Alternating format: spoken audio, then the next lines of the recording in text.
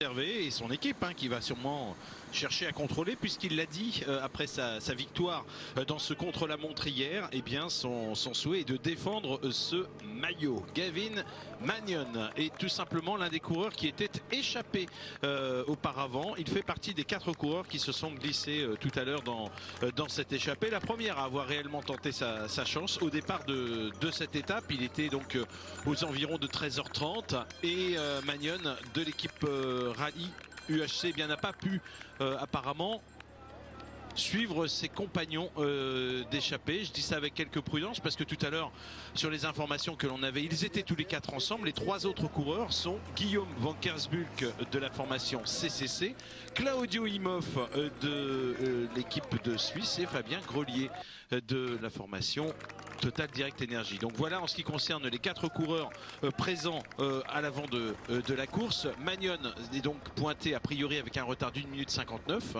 et le peloton lui est pointé avec un retard de 2 minutes et 47 secondes. À noter que le plus dangereux au classement général parmi les coureurs échappés, eh bien c'est Claudio Imhoff. Claudio Imhoff qui n'est peut-être pas tant intéressé par le classement général que par les points du Grand Prix de la Montagne, puisqu'on l'a vu passer en tête sur les sommets. Donc voilà ce que l'on peut dire pour l'instant, alors que l'on aperçoit sur cette vue aérienne le peloton au passage sur la ligne. Pour l'instant, vous le voyez, eh bien c'est un peloton qui laisse faire une échappée. Devant, nous sommes dans la 2e étape du Tour de Suisse et tout va se jouer dans le dernier tour de ce circuit. Il y avait 3 tours de circuit.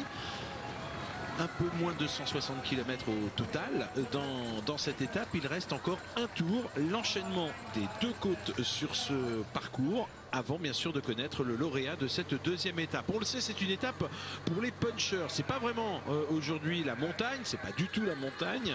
Néanmoins, il y a 2 côtes assez sérieuses dont il faudra se dépatouiller. Pour les sprinters, ce sera pas facile.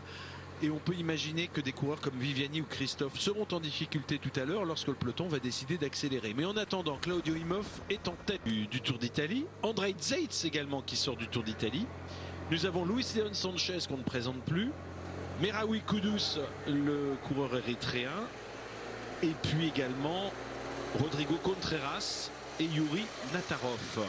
Voilà en ce qui concerne la composition de cette équipe Astana, qui a décidé, en tout cas pour certains d'entre eux, eh bien de durcir le Alexander Christophe. Ah, c'est vrai que faut pas les choses à moitié.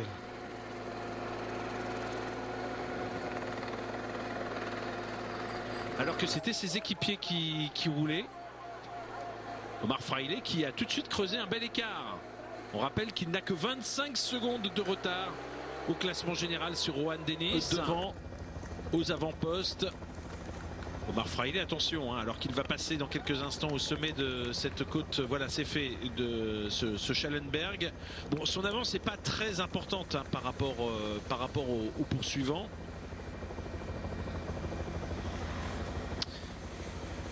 Manuel Mori pour l'équipe Team Emirates qui est présent. Stéphane Kung qui est encore présent dans le groupe.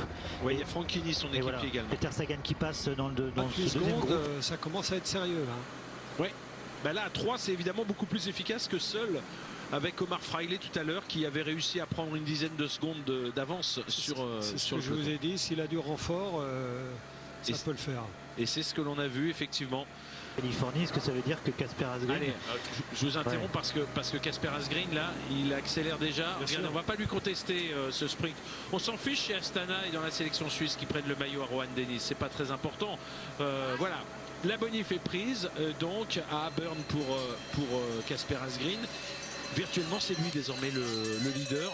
Bon, indépendamment de toute façon de l'écart qu'ils ont creusé, même s'il est rejoint par le peloton et que ce peloton termine dans le même temps, enfin qu'il termine dans le même temps que le peloton, et bien à ce moment-là il sera leader. À moins que Matthews gagne. À moins effectivement que Matthews ne gagne l'étape.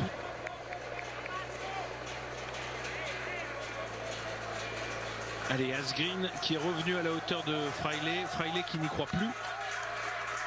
C'est étonnant qu'il ne sait pas encore Dennis qu'il a perdu son maillot. Il fait rouler son équipe là, mais il a perdu le maillot. Il a perdu le maillot par le truchement de la dernière bonification en tête de laquelle est passé ce coureur que vous voyez ici au premier plan. Casper Asgreen. Ou alors il faut rouler à bloc maintenant pour larguer Casper Asgreen. Ça paraît quand même... Ah oui, vous voulez dire dans, les 13, dans le passage à 18%, dans ces 300 derniers mètres. Il faudrait qu'il attaque en quelque sorte. Oui. Mais c'est pareil, on ne fera pas d'écart dans la descente. Asgreen, il va quand même avoir des équipiers pour le ramener. Ça va revenir. Hein. Enfin, je suis pas sûr qu'il y ait beaucoup de coureurs de l'équipe de Koenig Quick Step quand même dans ce peloton, mais il y aura des coureurs qui vont de toute façon essayer de revenir dans la descente après avoir été lâchés ici dans ces derniers mètres. Voilà, vous apercevez Pozzovivo légèrement décalé, maillot rouge, le coéquipier de Rohan Dennis. Une belle montée là.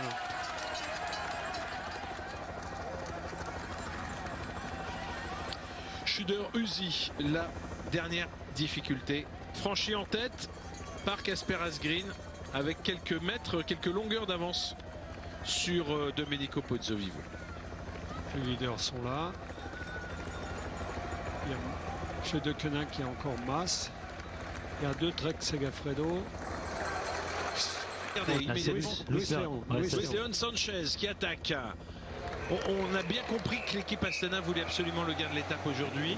Ils n'ont pas hésité à durcir la course lorsque l'on est arrivé dans les parties délicates de ce dernier tour de circuit, c'est-à-dire dans le premier petit col de Schallenberg.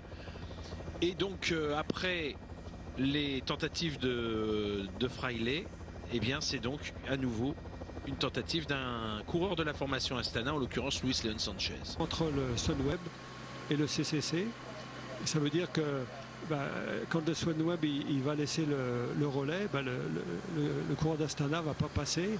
Ça va peut-être faire gagner une seconde ou deux, mais le peu que ça fait gagner, on voit, regarde, que le Sunweb est pas content parce que justement ils font le frein. Et donc c'est après on voit que De Koenig derrière, ils ont pas vraiment intérêt. Après bon, si Sanchez gagne l'étape, 30 secondes à mon avis avec la bonif, il prend le maillot, il pourra les gagner quand même.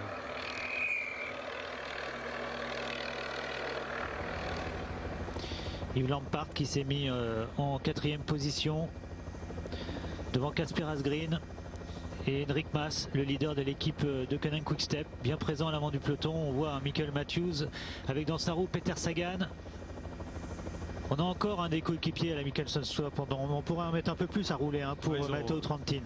Ils ont été trop longs à la détente. Mais oui, parce que là, ça y est, maintenant la flamme rouge est pratiquement en vue pour l'homme de tête. Alors il y a cette arrivée en faux plat, ça va peut-être poser quelques problèmes à Luis Leon Sanchez, mais il peut quand même compter sur un matelas, vous le voyez, qui est encore de près d'une demi-minute d'avance sur ses poursuivants. Et ça devrait suffire. Et il est encore capable de rouler, vous le voyez, à plus de 45 km/h. Quand on vous disait tout à l'heure que Luis Leon Sanchez n'est pas un coureur ordinaire, même si c'est un coureur, c'est vrai, moins performant que dans ses grandes années autour des années 2010, eh bien, il est encore là. Voilà, on quitte la route principale et l'on prend la direction de la ligne d'arrivée ici à Langnau Immental, avec un peloton lancé à pleine vitesse pour essayer de réduire cet écart, mais c'est trop tard et le grand char, eh bien, ne pourra pas rattraper le rusé Luis Leon Sanchez qui file vers cette ligne d'arrivée. Alors je m'avance un peu, mais on n'a plus l'écart maintenant. Mais regardez, ça fait un moment quand même qu'il a bifurqué. Oui, non, il a gagné là. Il a gagné. Il ne reviendra pas précisément au moment où l'on quitte cette route. C'est la flamme rouge et l'homme de tête, lui, est à 500 mètres de la ligne. Donc c'est gagné pour Luis Leon Sanchez qui se retourne, qui fait un point, qui se marre intérieurement, qui se dit évidemment qu'il a joué un joli coup et que l'équipe Astana a bien fait de prendre l'initiative tout à l'heure lorsque l'on était dans le final de cette étape, lorsqu'il restait encore une trentaine de kilomètres, qu'est-ce que je dis, même une quarantaine de kilomètres à couvrir, quand l'équipe Astana a décidé de prendre les choses en main et de durcir la course. Très fort. Allez, voilà l'homme de tête qui va se présenter ici sur la ligne d'arrivée. Ça faisait 2 ans qu'il n'avait plus gagné en World Tour. Sa dernière victoire, eh bien, il l'avait obtenue sur les routes du Tour du Pays Basque. Je parle de la dernière victoire en World Tour. Eh bien, ça y est, lui qui était passé à côté il y a quelques semaines en Espagne au Grand Prix Miguel Indurain, battu par un Français, par Jonathan Hiver, il avait dû se contenter de la 2e place. Aujourd'hui, Luis Leon Sanchez s'impose ici à Langnau, au nez et à la barbe de tous les spectateurs du peloton. Peter Sagan qui passe la ligne en 2e position avec 7 secondes de retard. Donc je pense que c'est Asgreen qui est... Asgreen doit faire un ancien lauréat du Tour de Suisse. On revoit la façon dont Luis León Sanchez a conclu victorieusement cette étape. Un grand bonhomme capable de gagner sur beaucoup de terrains différents. C'est sa 3e victoire de la saison. Luis León Sanchez qui avait gagné des classiques également, la Classica San Sebastián à 2 reprises, ancien lauréat de Paris-Nice, des victoires d'étape un peu partout, en tout cas sur le Tour de France, sur le Tour de Romandie ici en Suisse, sur Paris-Nice, sur le Tour d'un Under, sur le Tour du Pays Basque également, et puis quelques places d'honneur mémorables puisqu'il avait notamment terminé 10e du Tour de France en 2010, sa grande année.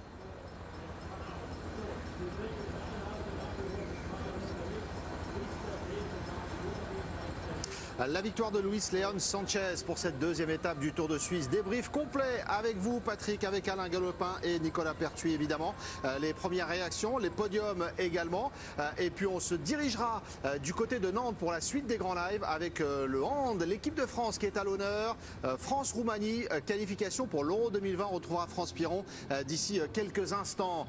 La victoire de Luis León Sanchez, le maillot jaune qui a priori va changer d'épaule. On attend la confirmation imminente d'ici quelques instants. Alain, d'abord un petit mot sur la victoire de Luis León Sanchez.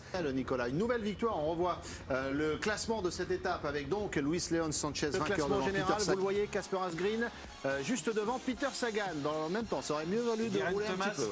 8e.